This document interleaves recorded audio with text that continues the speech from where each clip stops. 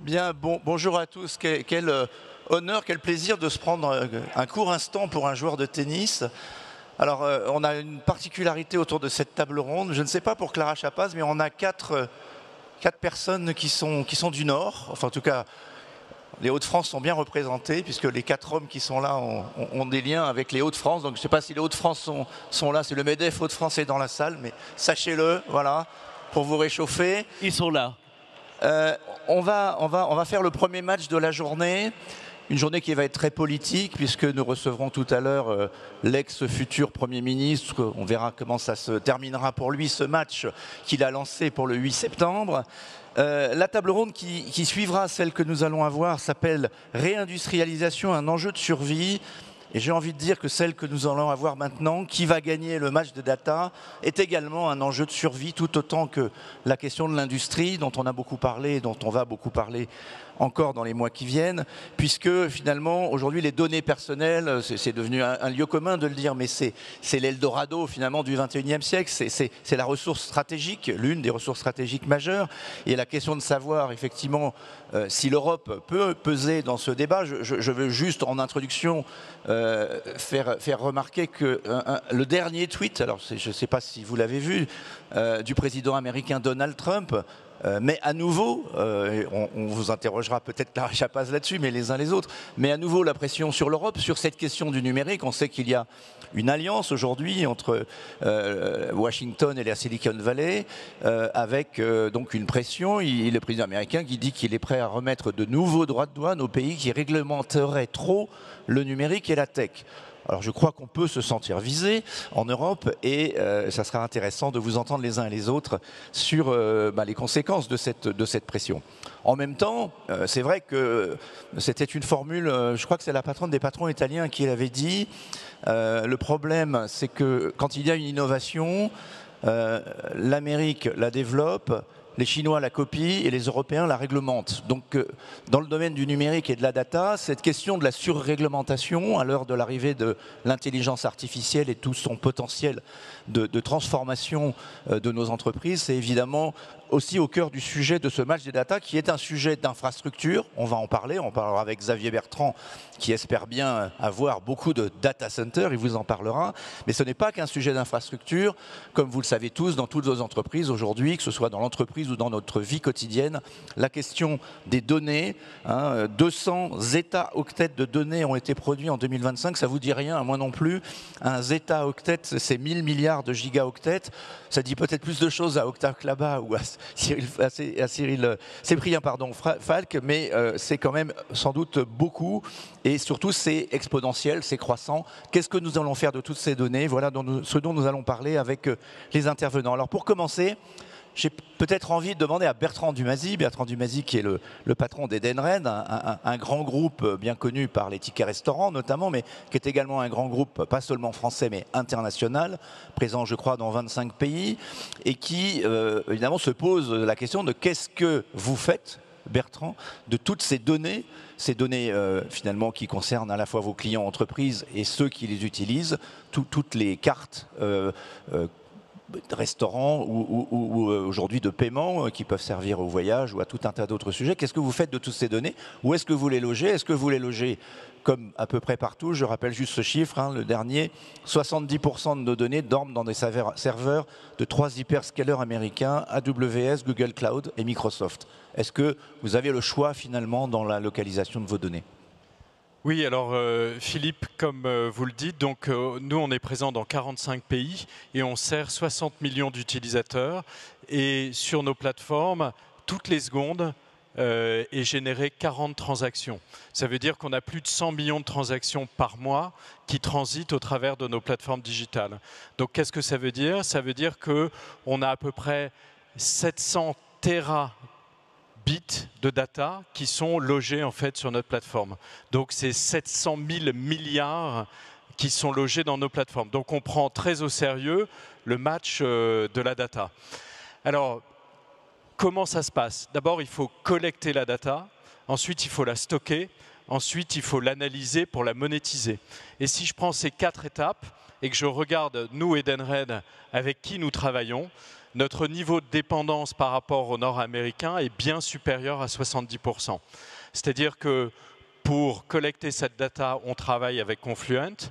Ensuite, pour la stocker, on est essentiellement avec Microsoft et Amazon, mais on a la chance aussi de travailler un petit peu avec OVH. Et ensuite, pour travailler cette data et l'analyser, c'est essentiellement des softwares nord-américains. Et ensuite, sur la monétisation et le marketing direct digital qu'on peut faire avec cette data, c'est aussi des fournisseurs nord-américains.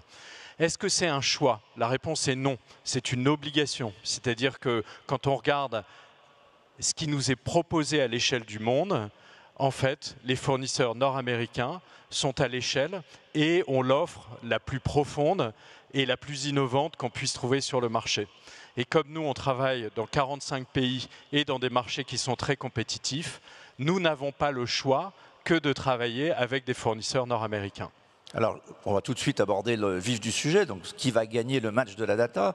Donc j'ai envie de vous demander à quelles conditions vous pourriez faire appel aux deux hyperscalers qui sont à cette table, que ce soit OVH, grand acteur, on en parlera, on va écouter Octave Klaba dans quelques instants, Cyril Falk qui est arrivé plus récemment avec Sens et qui propose aussi des solutions qui toutes se présentent comme souveraines. Est-ce que vous pouvez nous donner les conditions finalement qui permettraient de changer votre choix? Oui.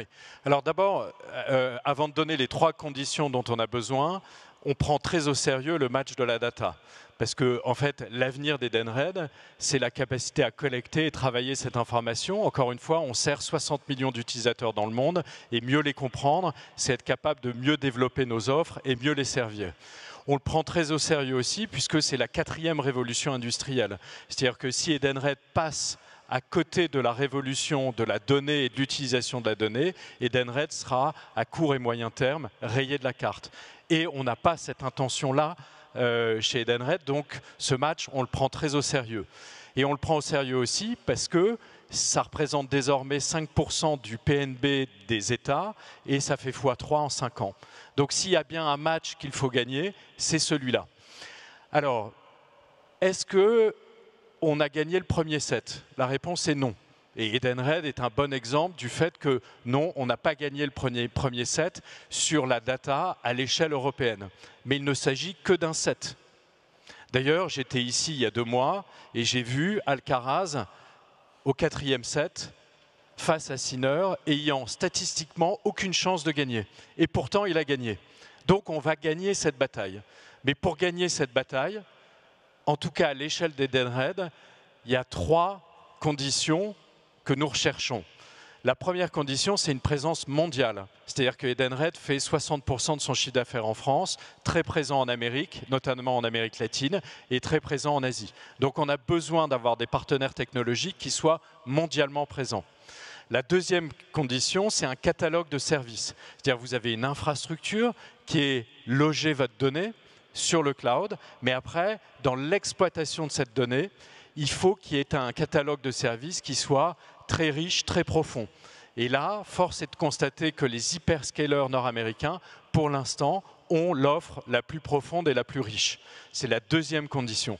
Il y a une troisième condition qui est que aujourd'hui, Edenred emploie dans le monde des milliers de développeurs. Et quand vous développez des solutions digitales, vous les développez en pensant aussi où votre donnée va être hébergée. Et donc, vous prenez en compte les caractéristiques technologiques de vos hébergeurs et des catalogues de services que vous utilisez.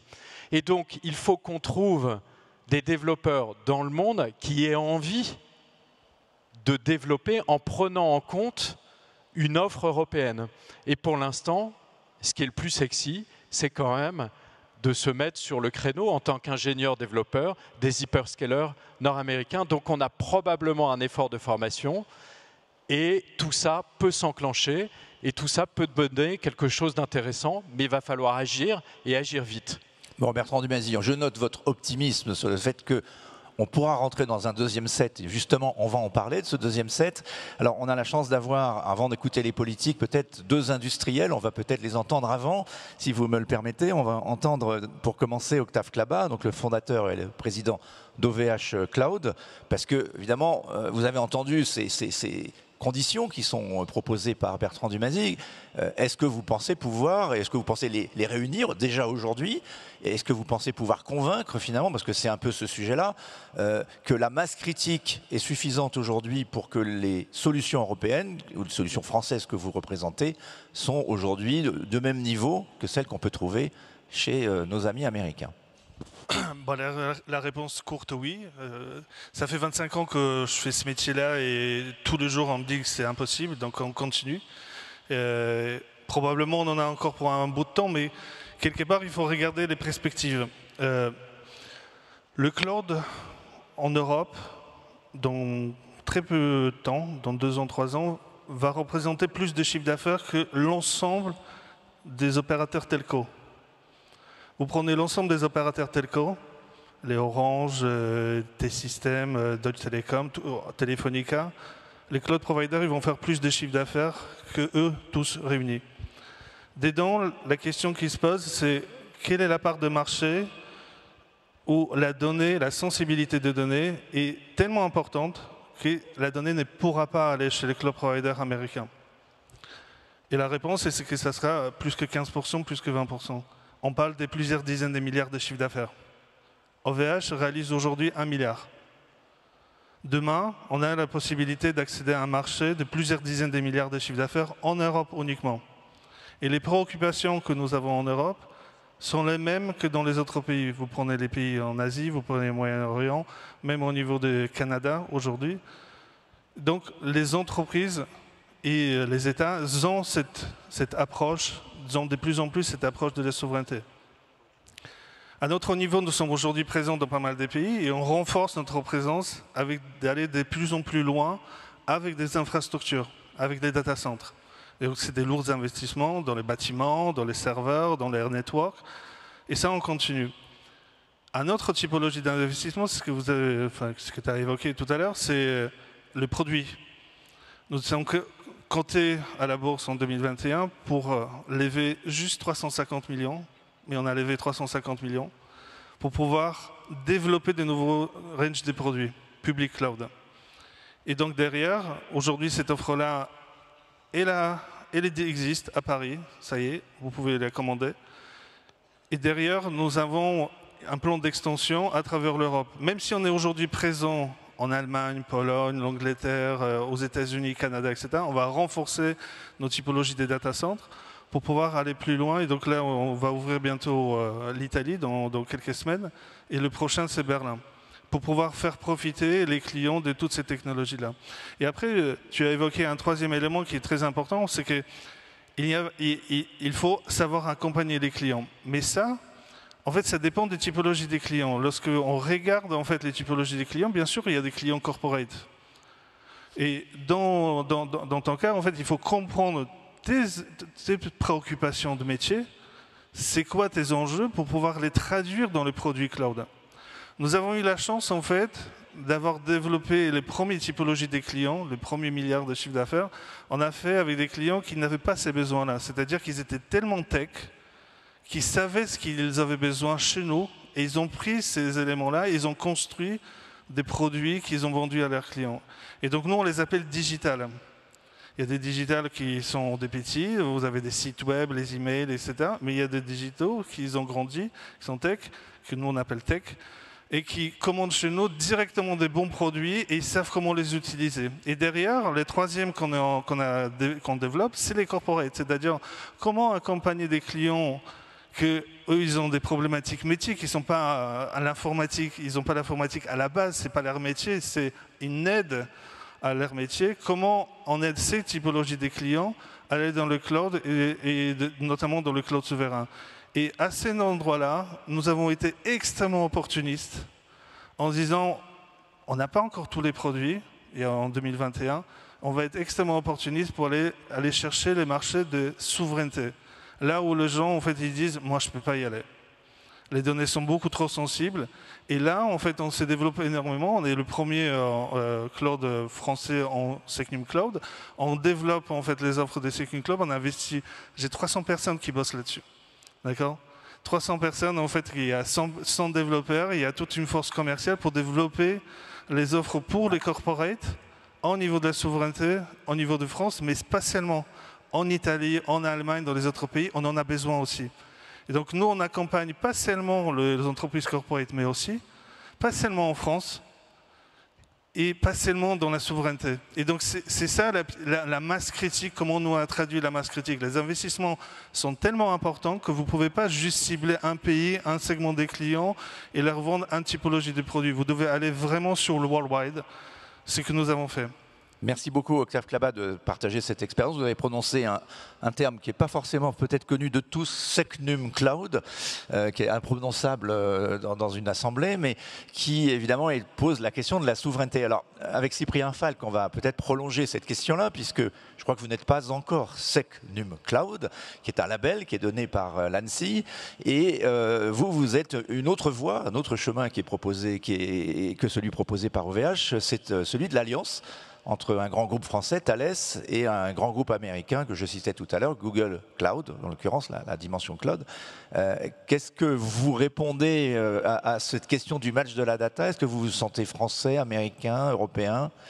Est-ce que vous serez un jour Secnum Cloud? Alors, plusieurs questions. Le premier, peut-être rappeler un tout petit peu ce qu'est Sens, vous l'avez expliqué. Présentez-nous quand même Sens. Oui, Sens a été créé il y a à peu près 5 ans maintenant. C'est une filiale de Thales, entièrement contrôlée par Thales, qui a pour objectif, qui fournit un cloud de confiance, qui est le terme approprié associé à la qualification Secnum Cloud, en partenariat avec Google Cloud. Donc, est-ce qu'on se sent français, européen? Oui, parce que Sens est filiale de Thales, entièrement contrôlée par Thales. Tous les employés de Sens sont des employés de Thales.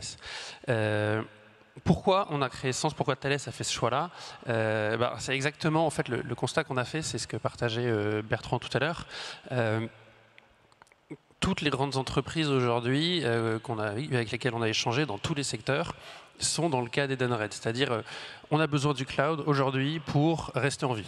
C'est un enjeu de compétitivité. Il y a un point important, c'est que le cloud, certains, moi je remarque, le voient encore comme de la simple mutualisation de serveurs. Aujourd'hui, on parlait de richesse de l'offre, richesse fonctionnelle. C'est une infrastructure vitale qui permet aujourd'hui, qui est indispensable pour la compétitivité, pour innover. Une mutuelle avec laquelle on travaille nous disait que maintenant ils mettent des applications en production en une semaine versus un an avant. Donc il y a cet enjeu de compétitivité, de survie par rapport aux autres entreprises non européennes. Et aujourd'hui, cette technologie, en tout cas les acteurs qui fournissent cette richesse-là, ils sont américains. Donc les entreprises françaises et européennes ont utilisé ces acteurs-là et ont déjà adopté ces solutions-là pour les données non sensibles. Ils ont déjà profité de ça, mais il y a tout un périmètre qui est celui qu'Octave mentionnait, qui est la partie des données sensibles, qui varie beaucoup d'une entreprise à une autre. Certains vont considérer que c'est 5%, d'autres 40%, d'autres 100%, sur lequel ils ne peuvent pas bénéficier de ces solutions-là avec une garantie de protection face aux lois extraterritoriales. Donc on a voulu répondre à ça et donc notre vocation c'est de fournir à la fois toute la richesse de services de Google Cloud, c'est vraiment l'équivalent en termes de services, mais dans un cadre qui garantit la protection des données sensibles. Le fameux Secnum Cloud, alors vous parliez tout à l'heure de régulation, il faut reconnaître que la France sur le coup était assez visionnaire parce qu'il y a 4-5 ans quand ils ont déjà défini Secnum Cloud, ils prêchaient un peu plus dans le désert qu'aujourd'hui. Et donc c'est un cadre qui a été défini en France, qui a un ensemble extrêmement exigeant de 300 critères à peu près juridiques, techniques, organisationnels, qui garantit à la fin, quand on obtient cette qualification, une protection face aux lois extraterritoriales. Et donc notre objectif, c'est d'avoir cette qualification-là, qu'on espère avoir d'ici quelques semaines. D'ici la fin de l'année, c'est ça? Avant ça. Avant ça. C'est fin du 3e trimestre, donc quelques semaines. Bien, merci. Je reviendrai vers vous dans quelques instants, mais on voudrait écouter maintenant Clara Chapaz, peut-être pour nous dire, est-ce qu'on a raté cette révolution du cloud? Est-ce qu'aujourd'hui, on peut encore la rattraper? Je me souviens, vous avez suivi tous ces débats, on allait créer le grand champion européen du cloud, l'Airbus du cloud. Bon, ça ne s'est pas aujourd'hui fait, mais néanmoins, il y a eu des transformations, il y a eu des nouveaux acteurs qui sont arrivés sur un marché, comme le disait Octave Klaba, qui est considérable. Est-ce que vous pensez qu'aujourd'hui, on arrive en Europe à maturité, et est-ce qu'on a notre chance dans ce deuxième set? On a définitivement notre chance, mais pour ça, c'est lié d'ailleurs à ce que vous disiez tout à l'heure, que vous recevriez le Premier ministre. En fait, tout ce qui nous occupe là est complètement lié. Pourquoi? On est à un moment que le Premier ministre a qualifié de vérité. Où est-ce qu'on veut emmener notre pays? Est-ce qu'on continue à faire comme ce qu'on a fait, c'est-à-dire qu'on continue à accroître la dette, 5 000 € de dette de plus par seconde, pour nos dépenses courantes, c'est-à-dire plutôt que pour investir comme Octave à ouvrir des nouveaux data centers, à investir dans tout ce qu'il faut investir pour être les plus sécurisés possibles. On a entendu les investissements très conséquents que demande le développement d'une offre comme Sens, le développement de ce que vous faites avec OVH depuis 25 ans, la structuration de vos données chez Edenred, cher Bertrand, attirer les talents, les compétences dont on a besoin pour créer ces investissements qui sont nécessaires pour notre futur, pour peser dans le futur. Donc, est-ce qu'on continue à créer de la dette, mais sans utiliser cette dette pour avancer et créer ces capacités d'innovation dont on a besoin? Et on voit bien dans toutes ces entreprises à quel point les investissements, à quel point on doit avoir une volonté déterminée pour pouvoir peser dans le match. Ou est-ce qu'on continue à fermer les yeux sur la situation financière de notre pays en se disant que finalement, ça ne sera pas notre problème, ça sera celui de nos enfants? Je pense qu'ici, on est tous réunis autour d'une conviction, c'est qu'on a les entrepreneurs les plus déterminés du monde dans cette pièce, qui ont envie de jouer ce match, mais pas de le jouer, de le gagner. Et la question qu'a posée le Premier ministre, elle est simple, c'est pour le gagner, il faut d'abord être très lucide sur là où on est. Et là où on est, c'est qu'aujourd'hui, on n'a pas les marges de manœuvre pour pouvoir investir comme on le voudrait dans toutes ces technologies, le cloud, la data, l'intelligence artificielle, surtout dans un monde géopolitique, et on y reviendra, où on est dans un monde de prédateurs, dans lequel certains pays n'attendent pas et ont des positions extrêmement pushy, en bon français, sur le fait de non seulement développer leurs technologies, mais de les déployer dans le monde entier et de nous laisser dans cette situation de vassalité heureuse dans laquelle on a été depuis un certain nombre d'années. Donc si on veut changer la donne, qu'est-ce qu'on fait? Si on veut le gagner, ce match, qu'est-ce qu'on fait? D'abord, on regarde la question sur laquelle le Premier ministre a engagé la responsabilité de son gouvernement dans maintenant 11 jours, qui est: est-ce que oui ou non, nous avons un problème de finances publiques dans ce pays qui ne nous permet pas d'investir comme on le veut pour créer cette innovation, pour créer le futur, pour peser dans cette course à la technologie. On ne demande pas de se rassembler autour des solutions. Il y aura un temps pour la discussion. Mais moi, je suis convaincue, je viens du monde de l'entreprise. J'ai eu plusieurs fois, dans beaucoup d'entreprises dans lesquelles j'ai travaillé, des moments assez difficiles où on n'a pas les moyens de continuer à faire ce qu'on faisait avant. On ne ferme pas les yeux. On ne dit pas c'est pas mon problème. On dit comment est-ce qu'on trouve des solutions pour peut-être se recentrer, vous l'avez très bien expliqué, sur là où il y a le plus de valeur ajoutée. Pour OVH, on a entendu vous avez compris qu'il y avait un marché sur la sécurisation de la donnée, vous avez investi pour aller sur ce marché et vous avez certainement pris des décisions, je suis sûre, qui ne faisaient plaisir à personne dans les 25 ans, dans les moments les plus difficiles, mais vous les avez prises, ces décisions, parce que vous vouliez créer un champion. Donc, la responsabilité qu'on engage avec le gouvernement, et moi la raison pour laquelle j'ai quitté le monde de l'entreprise et m'engager pour construire notre pays, c'est que je pense qu'on est dans un moment où on doit être courageux pour se dire comment est-ce qu'on continue à être cette France qui construit, qui innove, qui rayonne dans le monde entier. Et pour ce faire, oui, on ne va pas être très populaire parce qu'il faut qu'on regarde la réalité en face. Et donc, est-ce qu'on est capable ou non de regarder cette réalité et de se dire que tout le monde va devoir y contribuer, tout le monde, c'est une question de justice, mais qu'il va falloir le faire parce qu'on a tous les atouts. On est le continent où la data est la plus structurée, parce qu'on a 40 ans, 50 ans d'innovation industrielle derrière nous, parce qu'on a un système de santé centralisé, donc on a des datas auxquelles n'ont pas accès les autres régions du monde, parce qu'on a les meilleurs ingénieurs du monde dans la data. On a tous ces atouts-là. Mais aujourd'hui, il est temps de se dire comment est-ce qu'on peut prendre les décisions difficiles. Il s'agit de couper les dépenses de 2%. Je crois que chacun, dans sa vie de son entreprise, a eu à prendre ce genre de décision pour pouvoir réinvestir dans l'avenir. Et moi, je suis extrêmement convaincue que dans ce moment de bascule-là, quand on voit d'ailleurs comment les entreprises technologiques américaines, le monde politique américain aujourd'hui s'allient pour aller de façon très conquérante, continuer à asseoir leur domination, nous on a une autre réponse, c'est de dire on veut faire les choses avec nos valeurs, en se protégeant, c'est avec Nimcloud, on y reviendra, en investissant dans nos entreprises d'innovation et en s'assurant qu'on prend conscience que chaque euro qu'on dépense, qu'on soit l'État, qu'on soit une entreprise, on peut le dépenser avec les critères qui ont été mentionnés, c'est-à-dire regarder de façon assez clinique qui a le plus de features dans mon offre de cloud, avec qui mon écosystème, mes acheteurs ont l'habitude de travailler. Ça sera probablement des entreprises américaines sur la data, vu que 83% des dépenses aujourd'hui vont vers des entreprises américaines, où on peut se dire, on va changer les règles du jeu. Et aujourd'hui, on va soutenir nos acteurs. Et quand je suis patron d'une entreprise, quand je suis en charge d'une administration publique, je vais me tourner vers Sens, vers OVH, parce que ce sont des entreprises qui non seulement ont les solutions, mais c'est aussi un projet industriel de quel monde on veut construire ensemble. Mais Clara Chapaz, on est dans un moment d'accélération. Si je reprends 2-3 dates récentes sur tous ces sujets.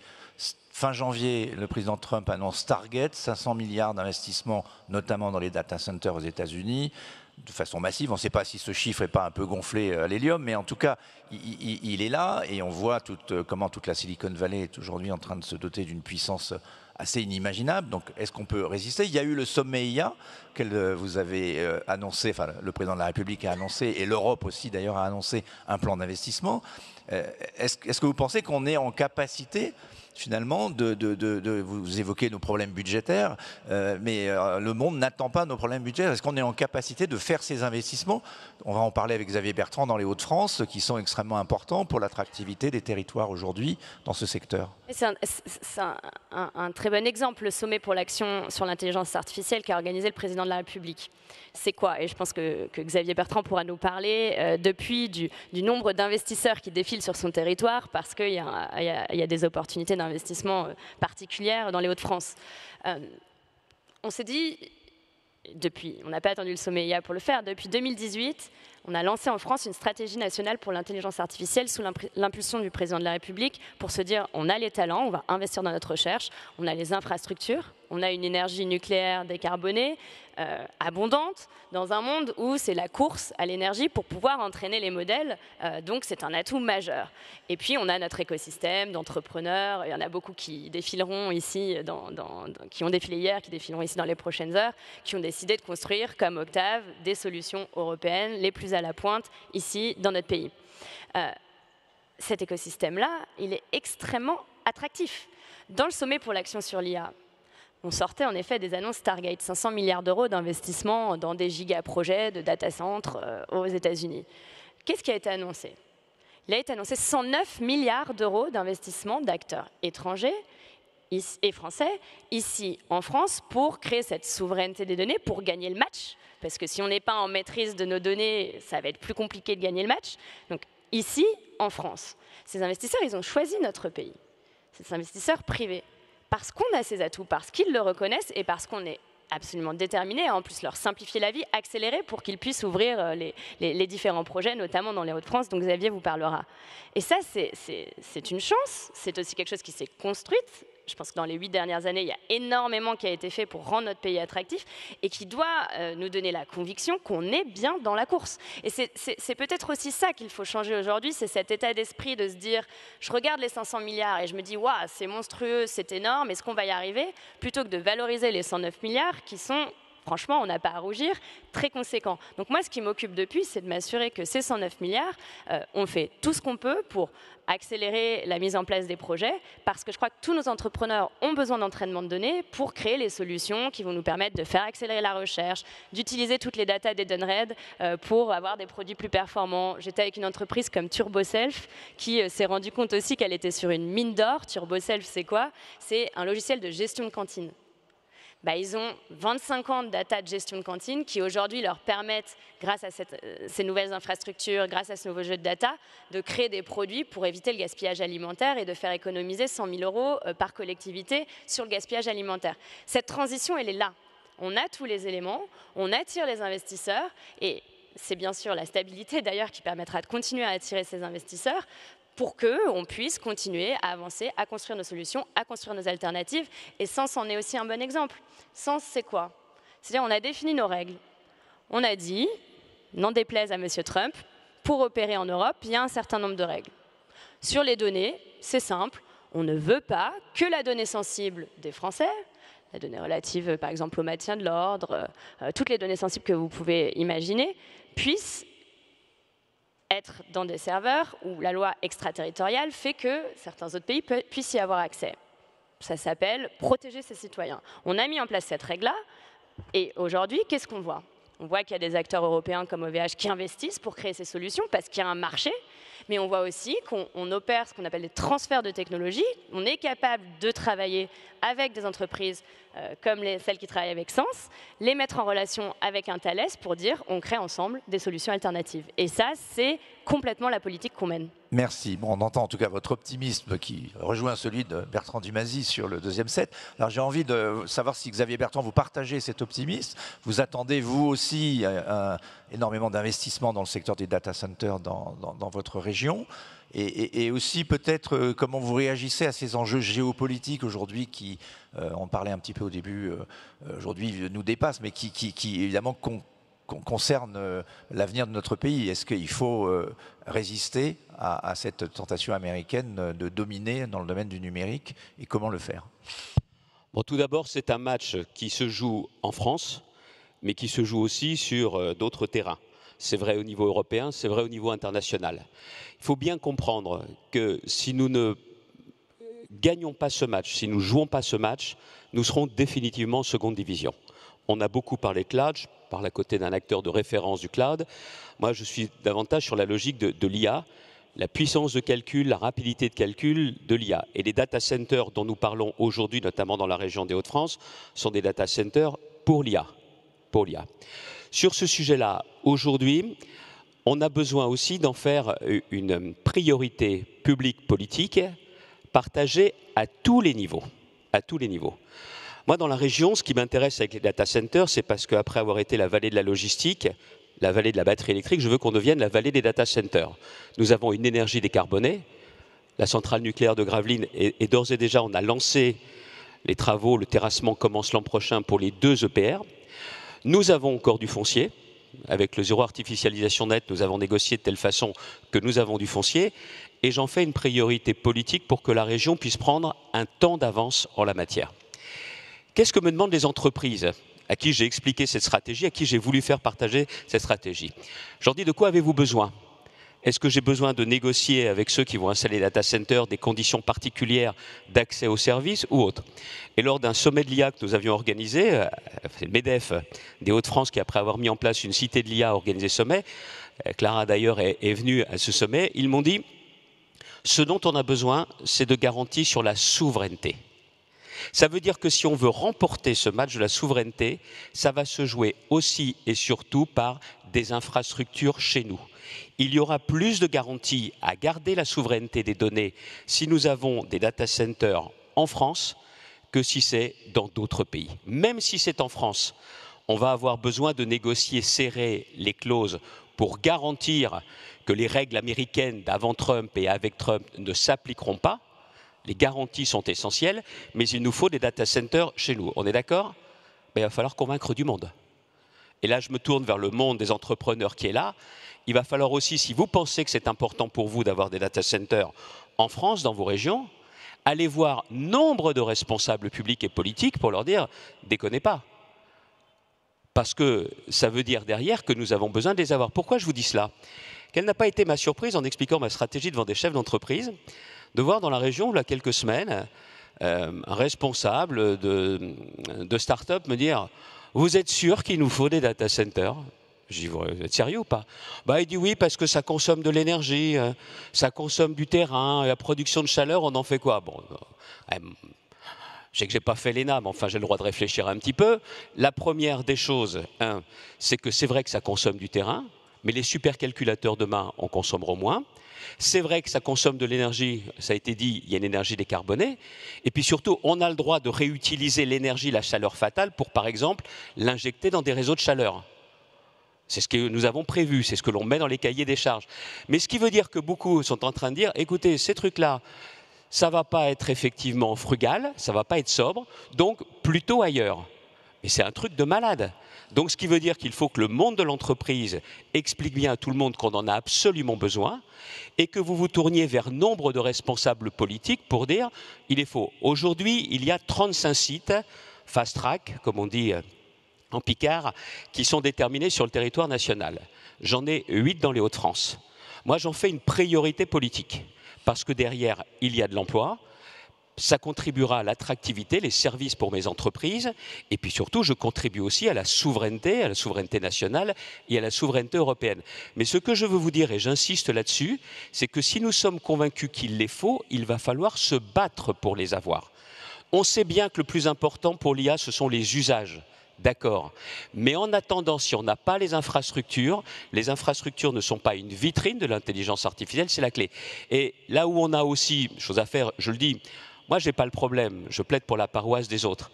Mais au niveau national, il va falloir assouplir le zéro artificialisation pour permettre aux autres régions qui ont moins de terrain que moi de pouvoir bâtir, construire des data centers. De la même façon, RTE, qui est déjà un peu en surchauffe, il va falloir aussi doper les investissements, surtout que des opérateurs privés sont prêts à contribuer. Donc des fonds publics privés, ça a du sens également. Donc tout ça est vraiment à portée de main. Si on se bat sur ce terrain et si on comprend qu'on a aussi un sujet d'appropriation publique, je pense que l'on peut clairement remporter ce match, tout en rappelant que le plus important ensuite, et Clara le sait, c'est la façon dont on est engagé, ce sont les usages. Parce que derrière, avec les usages, on va réussir clairement à prendre un temps d'avance. L'Europe, bien évidemment, a un rôle à jouer. Je ne sais pas si on y reviendra. L'Europe, il faut déjà qu'elle aide à constituer des champions, qu'elle innove avant de réglementer. Parce que tout ce qu'on est en train de faire aujourd'hui, c'est comme si on avait inventé le permis de conduire et qu'ensuite on avait inventé la voiture. C'est ça qui est en train de se produire. Et donc vous n'auriez jamais eu des voitures puissantes qui vous permettent clairement d'avoir des capacités qui vous donnent aussi de la sécurité. C'est ça qu'on est en train de faire. Je vous reprends la balle au bon, si je puis me permettre, puisque nous sommes sur un court de tennis. De ce point de vue-là, du coup, quand Trump et la Silicon Valley disent que nous réglementerons trop en Europe la tech, est-ce que, même si ces menaces ne sont pas forcément bienvenues, les mesures de rétorsion qu'il envisage, est-ce qu'il n'a pas un peu raison? Ou est-ce que le monde de la tech lui-même, j'ai envie de vous entendre aussi, n'a pas envie de reprendre cette balle au bon en disant oui, on est Juste un mot. Juste un mot et après Clara Chapaz. Juste un mot là-dessus, c'est plus seulement le président de région qui s'exprime. Trump, s'il dit ça, c'est que quand on s'intéresse aux GAFAM, on a touché le point sensible. C'est ça le sujet. Et alors avec nos réglementations, ça a été vrai dans le domaine assurantiel et dans le domaine bancaire. À nous, on est champion du monde. On se fixe des règles que nous respectons la règle, le petit doigt sur la couture du pantalon, pendant que les autres ne respectent pas les règles. Et dans le pire des cas, au bout de quelques années, ils vont payer des amendes qui ne représentent rien par rapport à leur puissance financière. Donc là, le vrai sujet, on entreprend, on innove, mais on ne réglemente pas pour commencer. Ça fait un changement notable. Ça vaut la peine de se battre pour ça. Il nous reste 8 minutes. Merci. On applaudira à la fin, mais merci de la chaleur de votre présence. On croirait voir un échange.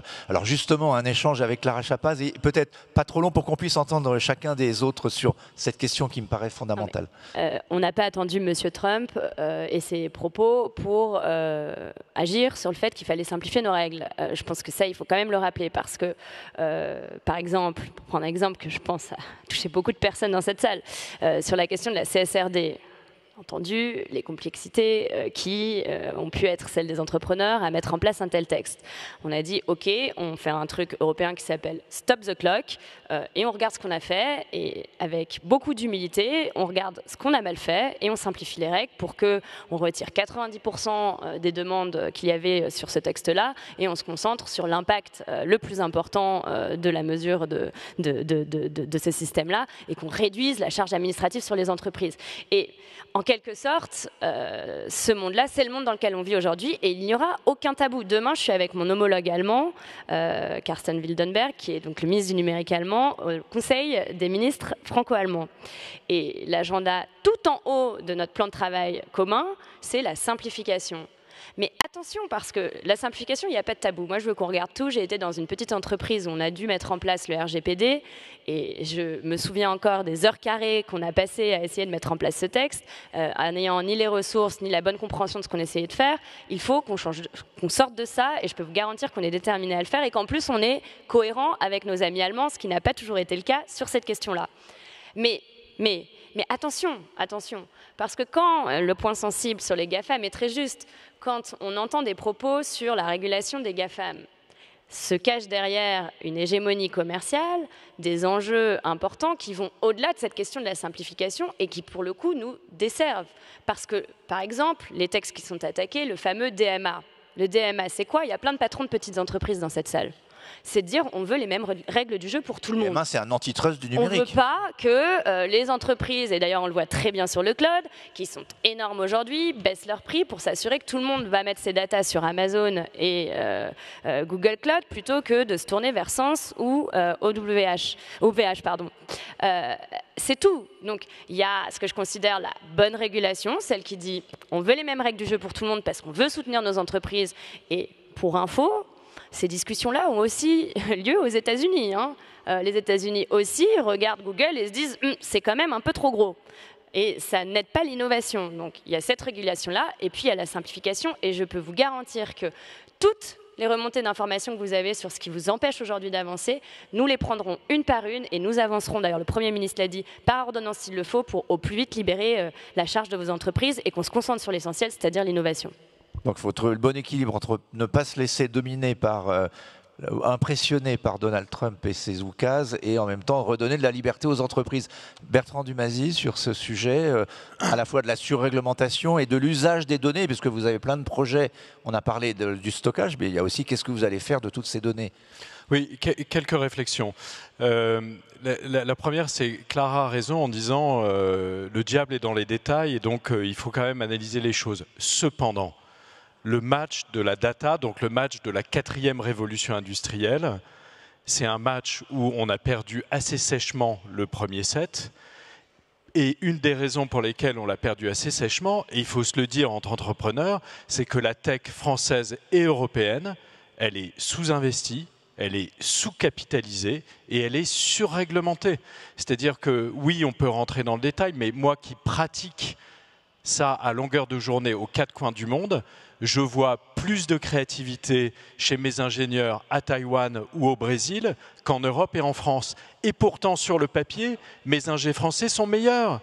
Pourquoi ? Parce qu'on crame de l'énergie à se dire « Ah, si on fait ça, qu'est-ce que ça veut dire en termes de RGPD ?» Et tu l'as dit toi-même, Clara. Ou si on fait ci, oh là là, par rapport à l'IA Act, qu'est-ce que ça veut dire ?